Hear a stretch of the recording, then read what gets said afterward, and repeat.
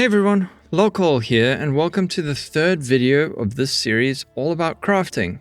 If you haven't watched the first two episodes, be sure to check them out first by clicking the links in the description below. In this episode, we're going to be talking about tags, weight, hybrid roles, and influence.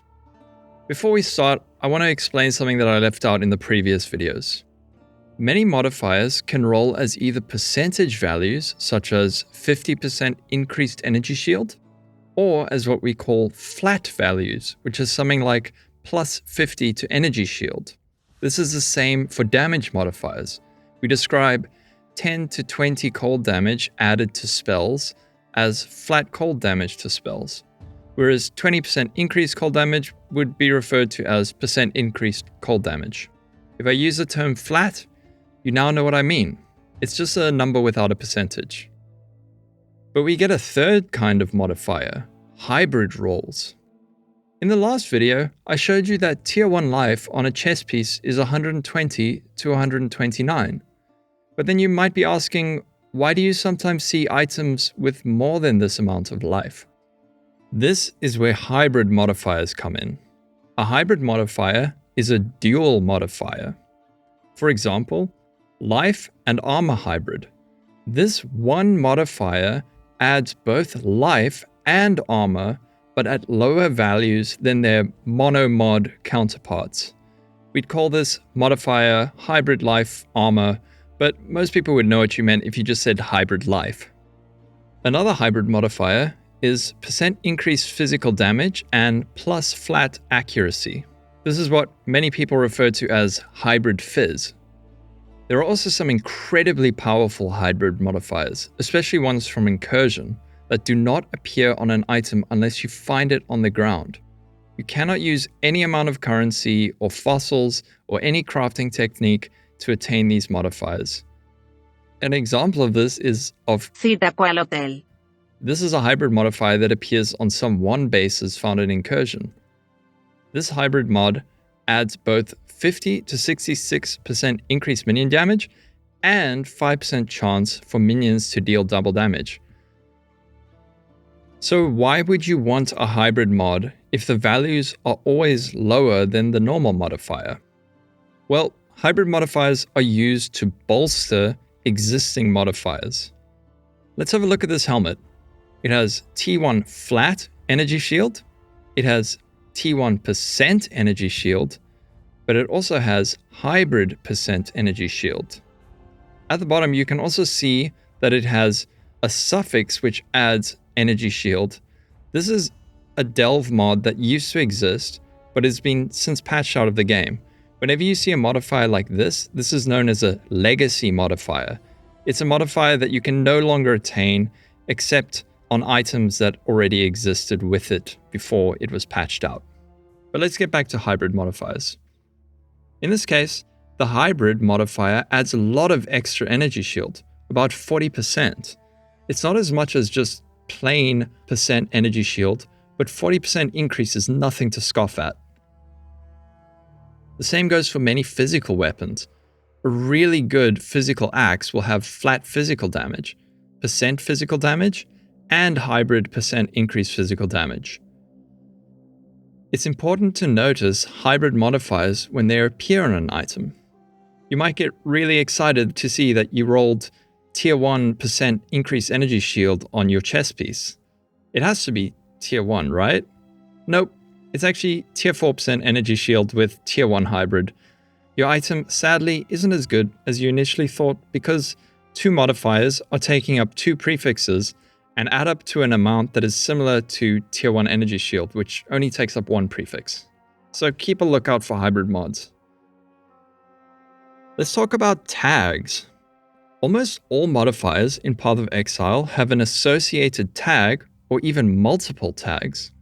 A tag is sort of like a label that subcategorizes the modifier. If you press Alt with Advanced Mod Descriptions active, you'll see next to the tier of the modifier, you'll see a few words like caster, life, and so on. These are all tags. Let's go over some tags. For example, life has a life tag. Energy shield has a defense tag. Physical damage to attacks has multiple tags: physical and attack. Cold resistance has a cold tag, an elemental tag, and a resistance tag. Many of these tags are pretty intuitive. You can see them all on PoE DB or by pressing Alt on an item with advanced modifiers displayed. So what are tags for? Let's have a look at some fossils. Pristine fossil. When crafting with this, an item will roll with more life modifiers and no defense modifiers. This is an example of where tags come into play. Any modifier with the tag defense, such as energy shield, cannot roll on an item when we use a pristine fossil. And we'll also expect to see more modifiers with the life tag. This is useful if we want to craft an item with more life without running into annoying energy shield taking up one or more of our precious prefixes. Tags are also very important with harvest crafting. Let's have a look at a mod like this. Remove a random cold modifier from an item and add a new cold modifier. If we have a body armor with only one modifier with the cold tag, such as cold resistance, we can use this harvest craft to remove this cold resistance and re-add it at any tier. This is the case because there is only one cold tagged modifier on body armor, and that is cold resistance. Of course, with some influence bases, that's not the case, but we'll go over that later. Some modifiers, though, have no tags. This makes them much harder to target craft when crafting an item. This is particularly true for many high-tier influence modifiers, which GGG does not want us to hit too easily because of how powerful they are. Also, tags are used to improve quality on certain modifiers when using catalysts. Let's look at a fertile catalyst. This increases the quality of all modifiers on an item with the life and mana tags. We can use this to craft even higher values on specific mods with these tags. I'll go into more detail with what we can do with tags in the next few videos, but at least now you know what they are and why they're important. Let's talk about influence. I just mentioned influence modifiers. What are those? As you progress deeper into maps, you'll sometimes find an item that looks a bit different to normal. These are influenced items, and they are characterized by a unique background, as well as a special icon at the top of the item's nameplate. There are 6 different types of influence in Path of Exile: Shaper, Elder, Hunter, Crusader, Redeemer, and Warlord. Each of these influences come with a special set of modifiers that can only roll on an item with that influence. Many of these mods are incredibly powerful, and many influence bases can be very rare, which is why some influence bases can be worth several exalts, even just at a normal rarity with no mods. There are far too many influence modifiers to go through them all, but let's have a look at some and see why they're so special. On a Crusader chest piece with an item level of 86 and above, you can roll the mod "Enemies you kill explode, dealing 3% of their maximum life as physical damage." This is an incredibly powerful modifier that allows your damage to cause chain reactions of death. Items can also have dual influences, such as Shaper Crusader or Hunter Elder. These can be any combination of 2 of the 6 influence types. Having an item with multiple influence types opens up the pool of modifiers that an item can roll, and are often used as the base types for some wildly powerful items. Remember how I said that modifiers needed to be split into prefixes and suffixes, otherwise it'd be too powerful? Remember how I also told you that percent and flat physical damage are prefixes? Well, this isn't the case with some influence modifiers. There's an Elder suffix that grants a hybrid percent physical damage that gives an additional 30 to 49 increased physical damage, and hits with this weapon against bleeding enemies have Culling Strike. This is super powerful for physical damage and bleed builds. But on top of that, if we add the Warlord influence to the item, there's yet another percent hybrid fizz suffix that can further increase the damage. Of course, In reality, crafting an item like this would be unbelievably hard, but it has been done, and the end result is completely ludicrous.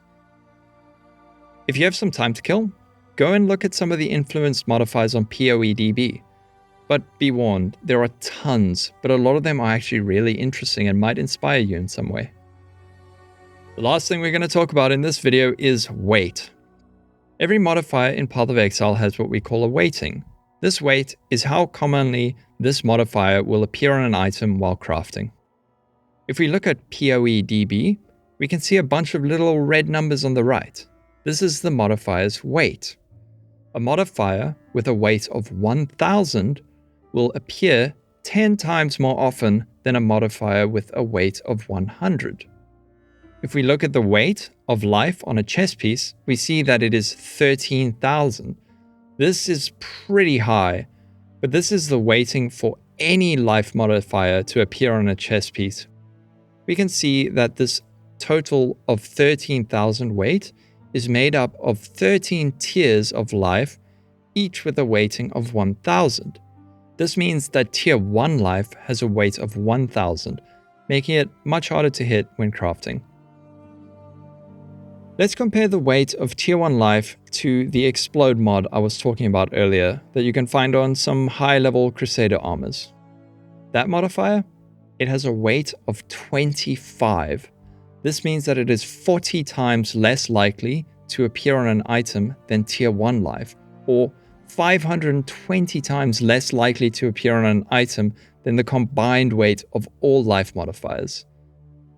Weighting is used to add some balance to the game. More powerful modifiers often have a lower weighting, meaning they're much harder to hit when crafting. Again, there are too many modifiers to go over every single weight of every single mod, but as you start to craft, you'll start to learn these. That's going to be it for this video, but before we go, I have a rather cheesy analogy for you that'll sum up the last 3 videos. A base is our canvas. Item modifiers are the colors of paint that we're going to use. Item level tells us how many colors we can use. And item tiers may be the brightness of the paint. And what about the paintbrush? Well, that's a crafting method. It's how we get the paint onto the canvas, how we get the modifiers onto the item. And that's what we're going to be covering in episode 4 with some basic crafting techniques. If you enjoyed the video, a like and subscribe are always very much appreciated. And as always, if you have any questions, no matter how seemingly simple, be sure to ask in the comments below. There are tons of knowledgeable players in our community who will be happy to answer. And before we go, make sure to check out our new Discord server. The link is in description. Aimless, a member of our community, very kindly set it up for us. Everyone is welcome. It's been really great having so many helpful and friendly community members all together in one place, and we'd love to have you there. Take care, everyone. Stay safe.